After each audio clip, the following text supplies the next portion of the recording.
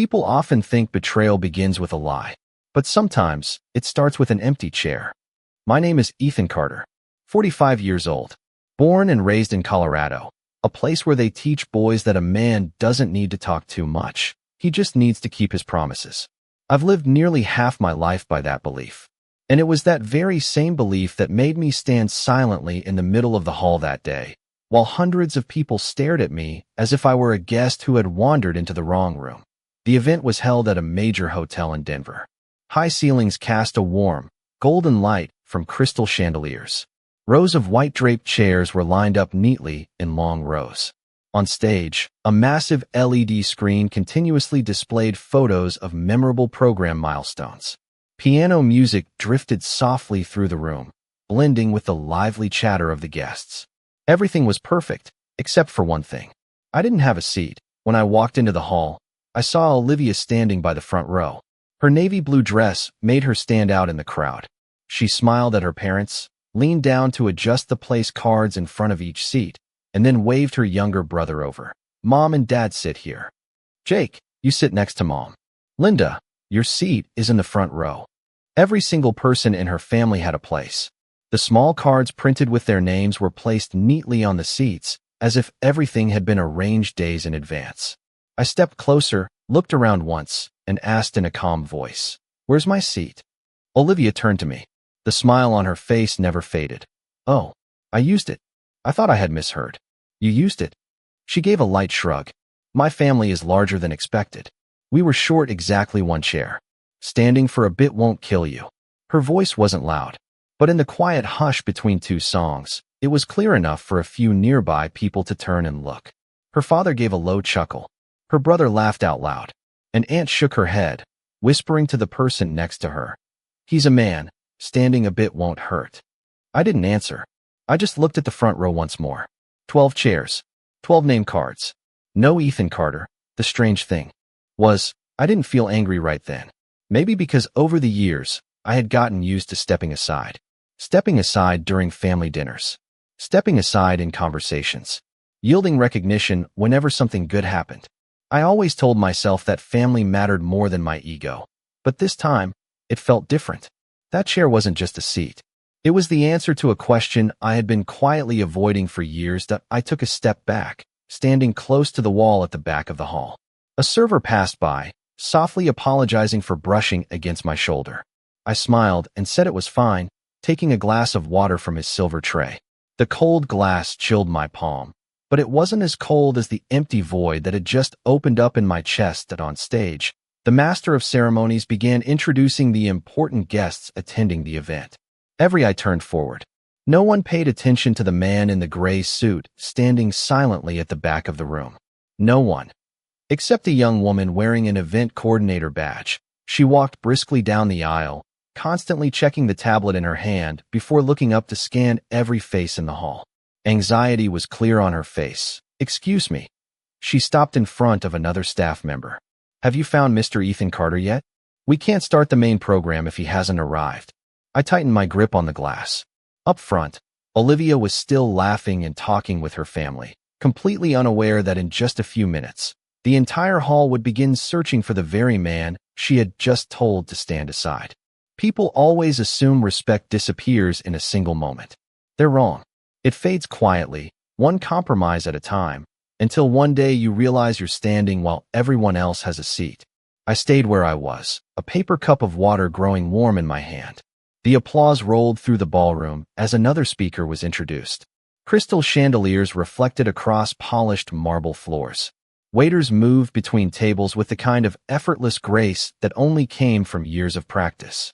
Laughter drifted from Olivia's family like nothing unusual had happened. To them, nothing had. I was just Ethan, the quiet husband, the dependable husband, the man who never complained.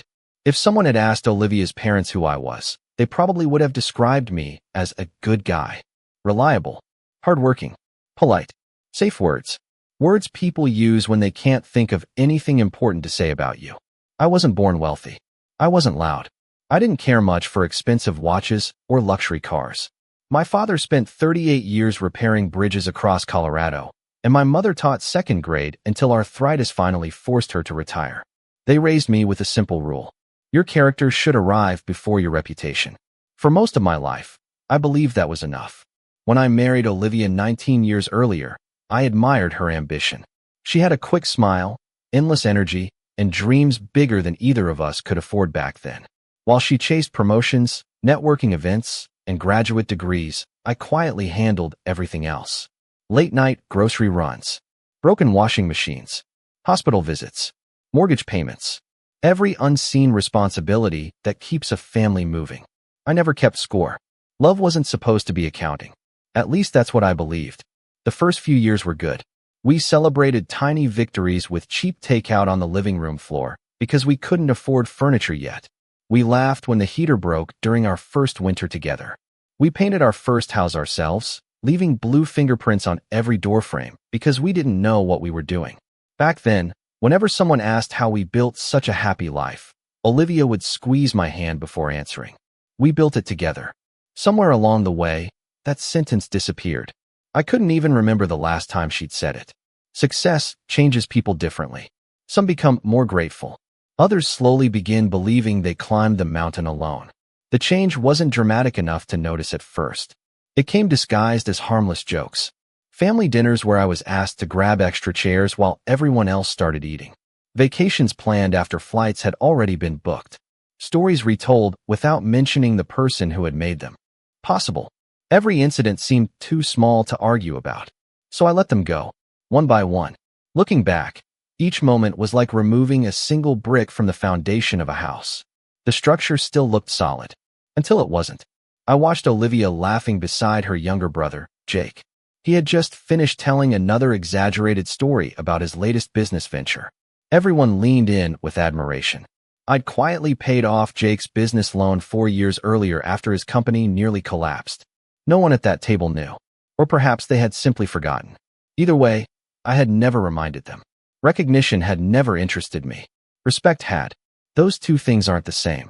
A burst of static crackled through the ballroom speakers. Near the stage, several members of the event staff gathered around the production manager. One woman pointed toward the entrance while another frantically checked her tablet again. Their expressions didn't match the relaxed atmosphere inside the room. Something wasn't going according to plan. The young coordinator I'd overheard earlier hurried across the aisle once more. She stopped beside the master of ceremonies and whispered something into his ear. His smile faded. He looked toward the audience. Not at the front rows.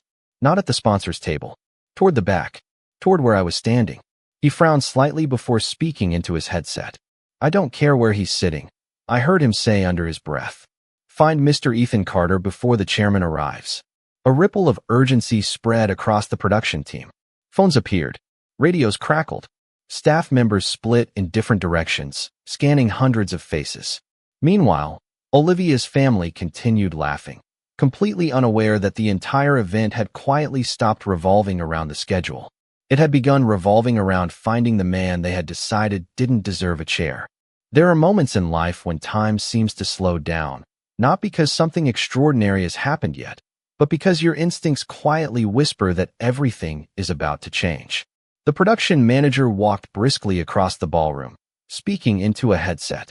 While scanning every face in the crowd, another coordinator joined him, holding what looked like a seating chart in one hand and a tablet in the other. Neither of them looked relaxed anymore. Something had gone wrong. I took another sip of water and leaned lightly against the wall. No one from Olivia's family noticed. Why would they? To them, I had already faded into the background. Jake had launched into another one of his animated stories, waving his hands dramatically as everyone laughed. Olivia threw her head back, smiling in the effortless way that had once made me fall in love with her. Her mother reached over to straighten Olivia's necklace, while her father proudly greeted acquaintances walking past the front row. They looked like the perfect family, and perhaps they believed they were. A server approached me with a polite smile. "Sir, would you like me to find you a chair?" Before I could answer, another employee hurried over. "Not yet," she whispered. "We're still waiting." Waiting for what? Or rather, waiting for whom? She disappeared before I could ask. I glanced toward the stage again. The giant LED screen displayed photographs of community projects, scholarship recipients, renovated schools, and medical outreach programs. Each image lingered for only a few seconds before fading into the next. The audience applauded politely after every presentation. Very few people actually looked closely. I did. Not because I expected to see my name. Because I remembered every photograph. The elementary school outside Pueblo. The Veterans Rehabilitation Center in Aurora. The children's library completed just before Christmas. Places that had changed hundreds of lives. Places connected by a promise I had made years ago. A promise almost no one knew about. Not even Olivia. She had asked me countless times why I turned down interviews, awards, and magazine features. "You're impossible," she'd once laughed. "Normal people enjoy being recognized." I simply smiled. Recognition fades. Purpose doesn't. Across the room, the master of ceremonies stalled with another introduction. "Ladies and gentlemen, while we prepare for our keynote presentation, please enjoy this short video highlighting the incredible generosity that has made tonight possible." The lights dimmed. The ballroom grew quiet. On the massive screen, a narrator began speaking over sweeping aerial footage. Some people choose to change lives without ever asking for credit. I lowered my eyes. I had heard those words before. I had asked for that exact sentence to remain in the opening narration. Not because it described me, because I hoped it would inspire someone else. The video continued. Children laughing. Families receiving keys to new homes. Scholarships awarded. Hospitals expanding. Each image represented years of work hidden behind thousands of ordinary decisions. Late-night meetings. Anonymous donations. Quiet partnerships. No interviews. No photographs. No speeches. Exactly the way I wanted it. Until tonight. A sudden burst of static interrupted the soundtrack. The video froze. The screen went black. Several audience members looked around in confusion. The production team rushed toward the control booth. One technician shook his head. Another pointed toward the entrance. "The chairman hasn't arrived yet?" No, that wasn't the problem. The chairman was already here. The person they couldn't find was me. I watched two event coordinators hurry toward the front row where Olivia's family sat. For a split second, I wondered if they had finally realized there weren't enough seats. Maybe they were bringing me a chair after all. Instead, I heard one of them ask politely, "Excuse me, is Mr. Ethan Carter seated with your party?" Olivia blinked. "My husband." "Yes, ma'am." She looked around casually before pointing toward the back of the ballroom. "He's standing over there." The coordinator followed her finger. Our eyes met from nearly 50 feet away. Relief washed over her face so quickly that I almost laughed. "There he is," she breathed. Then she turned toward the production manager and gave him a thumbs up. Within seconds, everything accelerated. Headsets crackled. Security personnel straightened. The chairman himself stepped away from a conversation and looked toward me. I could feel dozens of eyes beginning to follow his gaze. Meanwhile, Olivia frowned slightly, clearly confused by the sudden activity. Jake stopped talking mid-sentence. Her father lowered his coffee cup. Something had shifted inside the ballroom. Not loudly, not dramatically, just enough for every conversation to slowly fade into silence. No one understood why so many important people had suddenly become interested in the quiet man who had spent the last 20 minutes standing alone against the wall. But they were about to find out. The strange thing about truth is that it doesn't need to raise its voice. It simply waits until everyone has finished believing the wrong story. The room had grown noticeably quieter.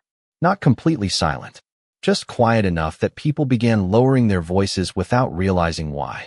The production manager walked directly toward me this time, his polished shoes echoing softly across the marble floor. Halfway there, he slowed his pace, straightened his jacket, and extended his hand before he was even close enough to speak. "Mr. Carter?" I nodded once. "Yes." Relief flooded his face. "Oh, thank goodness. We've been searching everywhere for you." His voice wasn't loud, but it didn't need to be. Several nearby guests turned their heads. Then several more, like ripples spreading across still water. "I apologize for the confusion," he continued. "The chairman has been asking for you."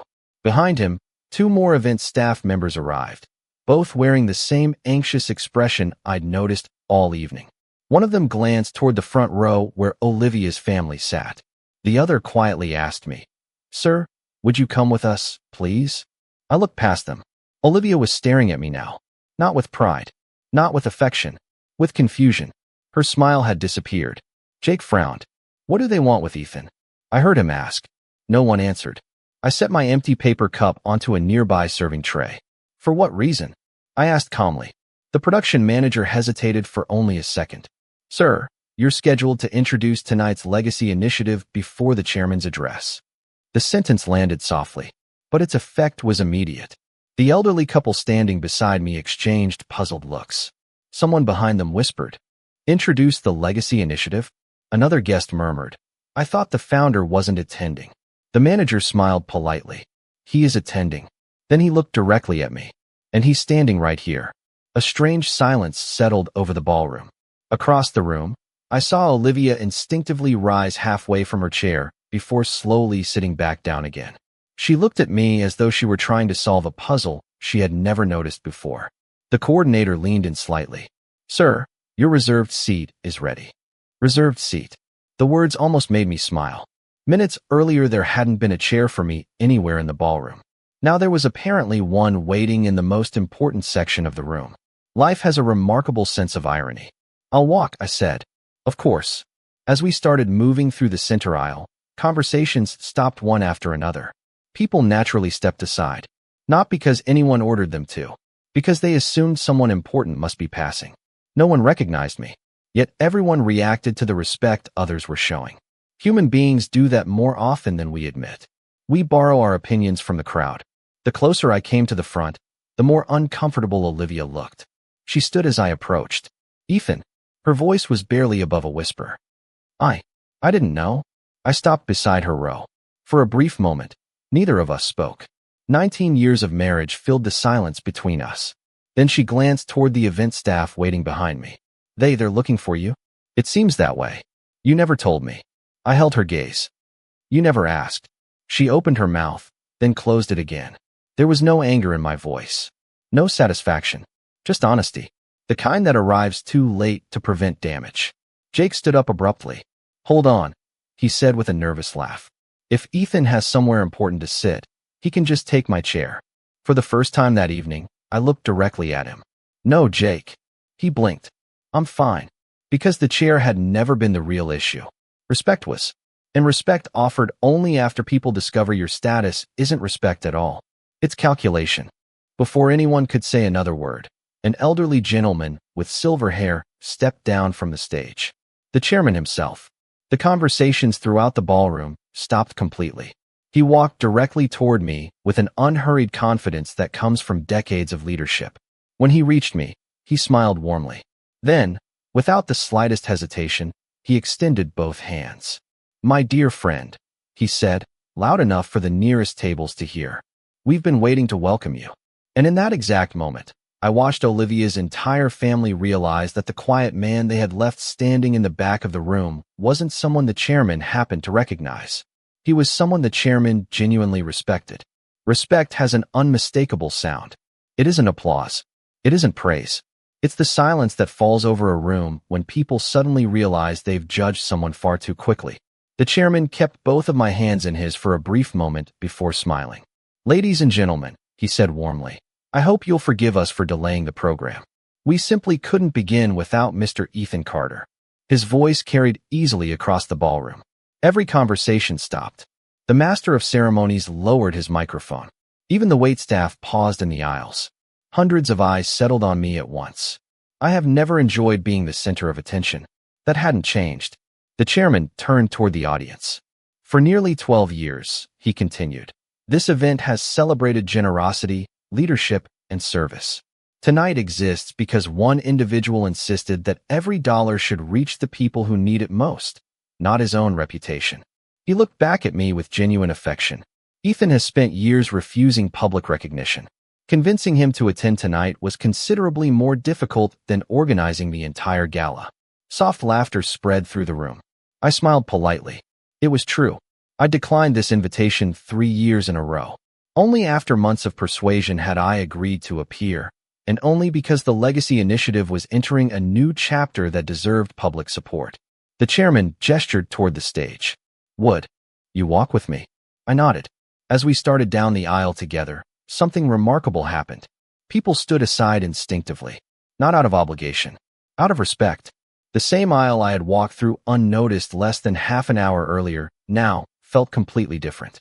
I caught a glimpse of Olivia. Her expression had changed from confusion to disbelief. She kept looking from me to the chairman and back again, searching for an explanation that refused to arrive.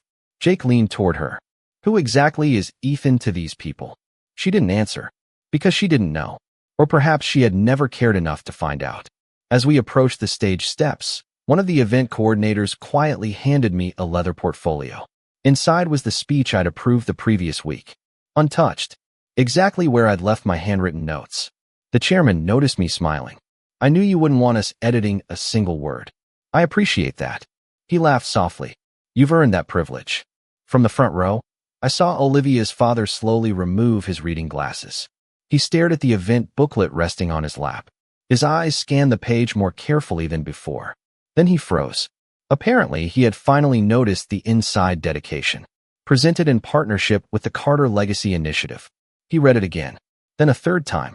His face gradually lost its color. Olivia reached over and took the booklet from him. She followed the same line with her finger. I watched the realization spread across her face. Not all at once. Slowly, painfully, like sunlight exposing details hidden in darkness. Carter. Not another Carter. Me. Her husband. The man she'd left standing in the back of the ballroom because there wasn't a chair available. Jake grabbed the booklet next. No way. I saw him mouth silently. His confidence disappeared. The chairman stepped to the podium. Ladies and gentlemen, he announced. Before we continue, I'd like to share something many of you don't know. He paused deliberately. Over the past decade, more than 70% of the projects recognized by this foundation have received anonymous support from one individual. A giant screen, behind us illuminated with photographs. Schools, hospitals, veterans, scholarships, community centers. Every image represented lives transformed. Every project carried the same discrete signature. Supported by the Carter Legacy Initiative. The chairman looked toward me again. Ethan insisted that his name remain hidden because he believed gratitude should belong to those receiving help, not those giving it. The audience sat in complete silence. No phones, no whispers, no movement, only listening. Then the chairman spoke the sentence that changed everything. The gentleman many of you have never heard of has quietly invested his fortune into changing other people's lives instead of building his own public image. He stepped away from the podium, turned toward me, and with unmistakable respect, he said, "My friend, the stage is yours." As I walked forward beneath the bright lights, I didn't look at the hundreds of strangers watching me. I looked at Olivia, because in her eyes, for the first time in years, I saw something she hadn't given me in a very long time. Not admiration, not love, respect. Most people think power reveals itself through expensive suits, private jets, or headlines. In my experience, real power is measured by how little you need other people to know about it. I stood behind the podium and looked out across the ballroom. Hundreds of faces stared back at me, some curious, some impressed, some embarrassed. A few minutes earlier, many of those same people hadn't noticed I was standing against the wall without a chair. Life has a way of changing perspectives faster than people are willing to admit. I adjusted the microphone slightly. Good evening. My voice echoed gently through the room. I've spent most of my life avoiding microphones like this. A wave of light laughter spread across the audience. I'm much more comfortable listening than speaking. Another smile crossed the room. The tension eased. That was intentional. I never believed speeches should begin with statistics. They should begin with honesty. When Chairman Robert asked me to attend tonight, I declined. I paused. 3 different times. More laughter. He finally convinced me by reminding me that this evening isn't about donors. I looked toward the rows of scholarship students seated near the center. It's about people whose lives change because ordinary people decide to care. The room grew quiet again. Not awkwardly. Attentively. I've never liked putting my name on buildings. I glanced at the photographs still displayed behind me. Buildings don't remember names. People do. Kindness lasts longer than stone. No one applauded. Not yet. They were listening. Many years ago, my father taught me something while repairing a bridge outside Colorado Springs. I smiled at the memory. He told me that the strongest part of any bridge is usually the part nobody notices. I let the sentence settle. The same is true of people. Several audience members nodded, including a few older veterans in the second row. I continued. Every teacher who stays after school, Every nurse working another overnight shift. Every parent sacrificing sleep. Every volunteer no one photographs. They are the bridges holding communities together. A quiet round of applause began, then grew stronger. I thanked them with a slight nod. Not because they were applauding me, because they understood. As I continued speaking, I noticed movement from the corner of my eye. Olivia hadn't looked away once. Her hands remained folded tightly in her lap. Her expression was no longer confused. It was reflective, almost as though she were replaying the last 20 years of our marriage from a completely different angle. The realization wasn't simply that I had resources. It was that she had never truly known the man she married. Not because I had hidden myself, because she had stopped asking questions long ago. I spoke for another 10 minutes about community partnerships, education, and responsibility. Never once mentioning numbers. Never mentioning personal wealth. None of that mattered.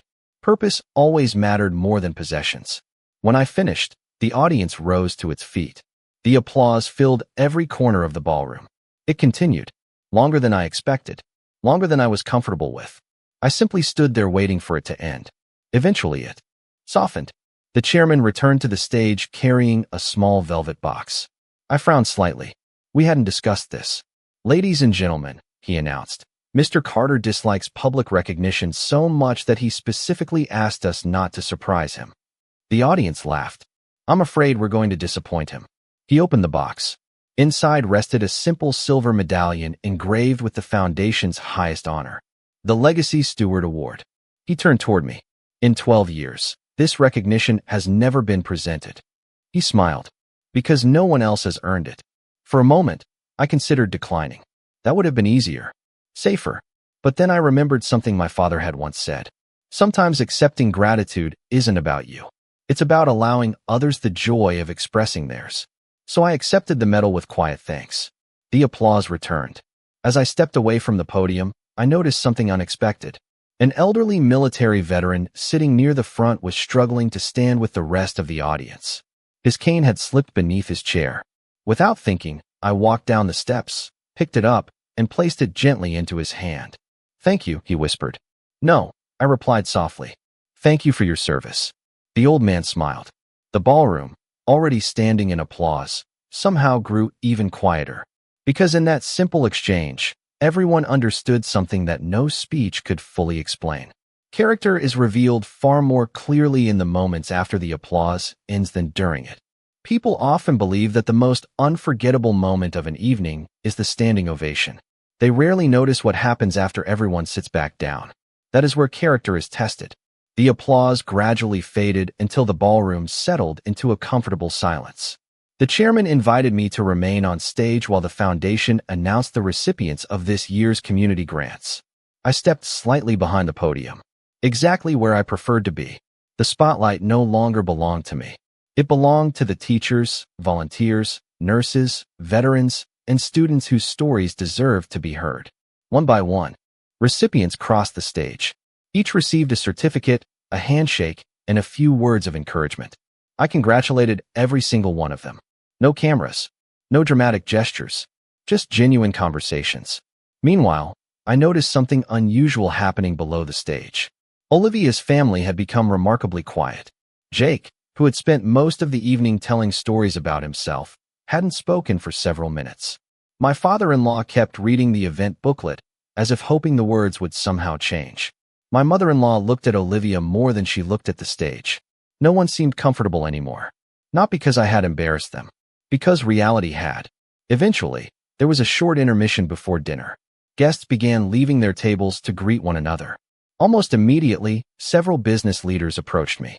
"Ethan, it's been too long. When are we meeting again? My wife still talks about the Children's Hospital project. Congratulations on expanding the scholarship program." Their conversations were warm, natural, clearly not rehearsed. As they spoke with me, I could see Olivia watching from only a few yards away. Every greeting answered another question she had never thought to ask. How many people knew me? How many respected me? How many parts of my life existed completely outside the small version of me she had gradually created inside her own mind? After the fourth conversation, I finally had a quiet moment. "Ethan." I turned. Olivia was standing there alone. For the first time that evening, there was no audience around us. No chairman. No applause. No microphones. Just the two of us. I don't even know where to start. You don't have to. She looked down briefly. Why didn't you ever tell me? The question lingered between us. I answered honestly. I tried. She frowned slightly. What do you mean? I told you about the foundation. I told you about the schools. I invited you to visit the projects. I smiled sadly. You always said you were too busy. Her eyes widened. Memory had finally caught up with reality. There had been invitations. Weekend trips she declined. Fundraisers she skipped. Conversations she ended because another business call seemed more important. I had never hidden my life. She had simply stopped paying attention to it. I'm sorry, she whispered. I nodded gently. I know. Before either of us could continue, Jake hurried over. He looked unusually nervous. Ethan. He rubbed the back of his neck. I guess I owe you an apology. You don't owe me anything. No. He shook his head. I really do. He glanced toward the ballroom. I've made jokes about you for years. He forced an embarrassed laugh. I thought you were, well. He couldn't finish the sentence. Ordinary. Average. Forgettable. He didn't need to say the words. We both knew them. I placed a hand lightly on his shoulder. We all misjudge people sometimes. He looked relieved, then immediately ashamed that forgiveness had come so easily. The chairman called everyone back toward the stage. Ladies and gentlemen, he announced, before dinner begins, we'd like to reserve one final seat of honor. An usher rolled an elegant chair to the center of the front row, covered in navy velvet, decorated with the foundation's crest. The chairman turned toward me. Ethan, this seat has been prepared for you. Hundreds of guests looked in my direction again. The irony wasn't lost on anyone. An hour earlier, I hadn't had a chair.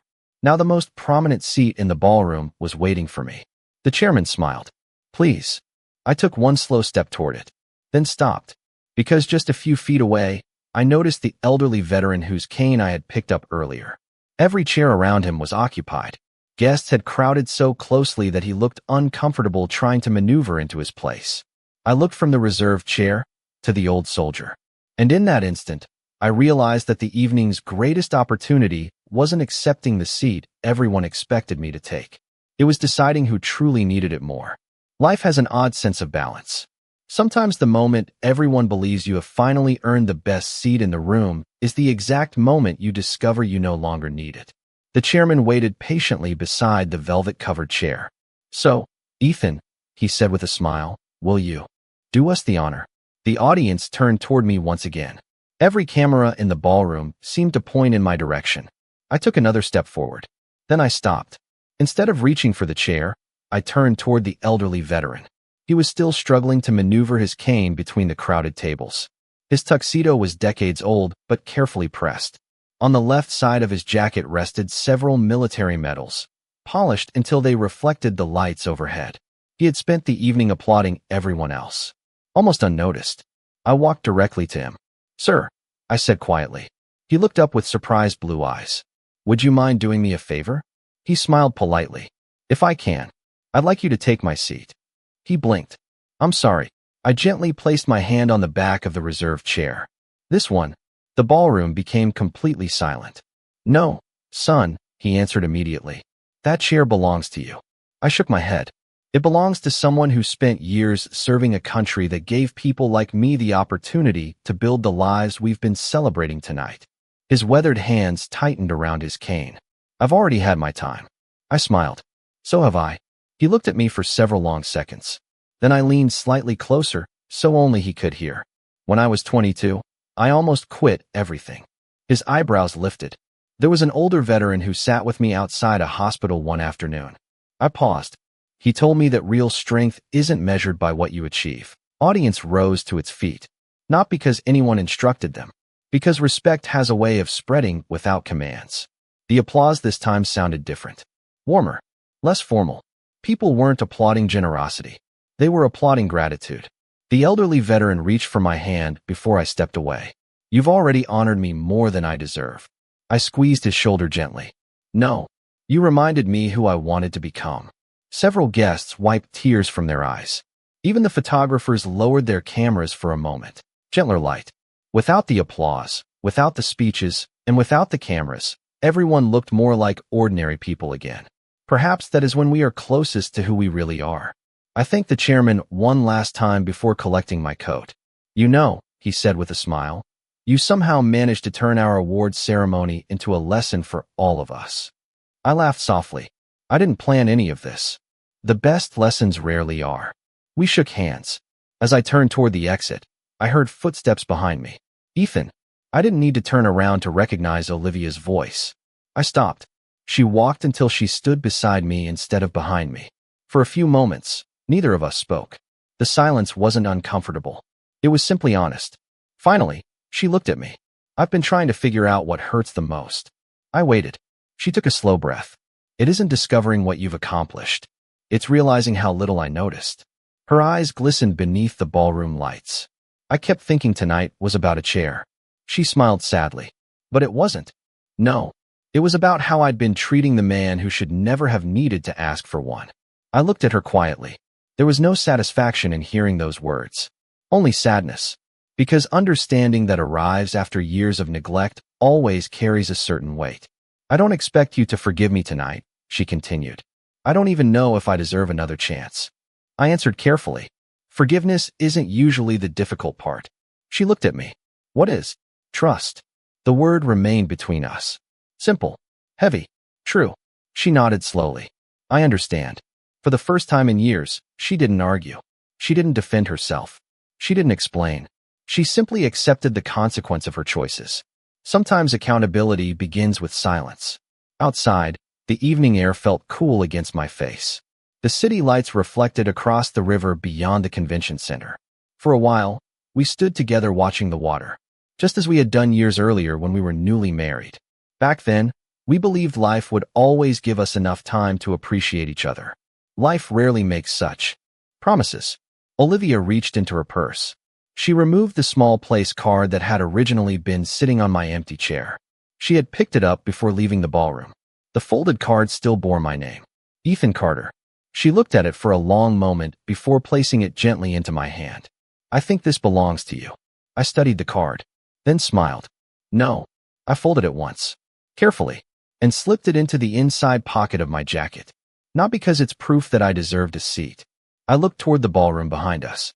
But because I never want to forget the day I learned that respect can disappear quietly and return the exact same way. She nodded with tears in her eyes. As we walked toward the parking lot, she instinctively reached for my hand. Not confidently, tentatively, as though asking permission rather than assuming it. I looked at her trembling fingers. Then I took her hand. Not because everything had been repaired. It hadn't. Not because the pain had vanished. It hadn't. But because every meaningful journey begins with one honest step. Whether ours would continue together was a question only time could answer. The next morning, I placed the folded place card inside the top drawer of my desk, beside an old photograph of my parents, beside the handwritten note my father had left me before he passed away. It read, "If people remember your title, you've had a successful career. If they remember your character, you've had a successful life." I closed the drawer gently. Years from now, I doubt anyone will remember where I sat during that charity gala. They probably won't remember the award, or the speeches, or even the applause. But I hope someone remembers the lesson hidden inside an ordinary chair. Because the greatest honor in life is never having the best seat in the room. It is becoming the kind of person who still chooses humility after everyone finally stands up for you.